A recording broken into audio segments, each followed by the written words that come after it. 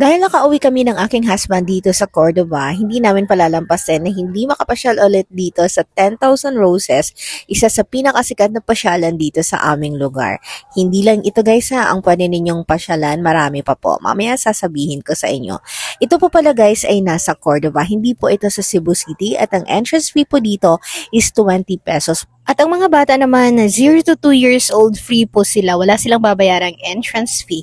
Dito po pala guys, marami na po talagang nagbago mula nang pumunta kami dito.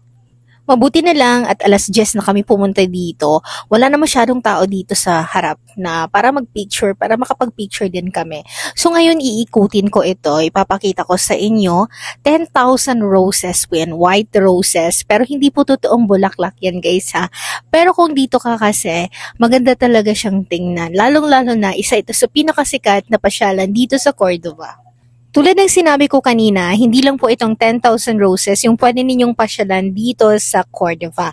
Meron po yung Sungka Native Restaurant na habang kumakain ka or hindi pa dumadating yung order mo, pwede kang magpakain ng mga isda. May enjoy talaga ng mga bata dahil maraming isda. At isa pa sa pwede niyong pasyalan dito ay ang Cordova Boardwalk and Mangrove Park na bagong-bago dito sa Cordoba. Lahat ng yan guys ay nasa Barangay Dayas, Cordova, Cebu lang siya.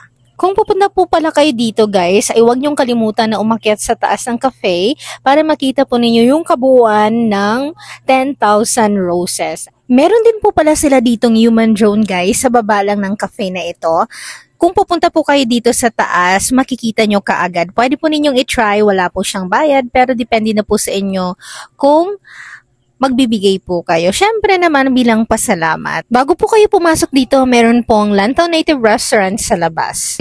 Bakit naglalasing ka na? Ha? Anong problema mo? Hindi mo pa nakita si Forever? Wait pa. Wala pa?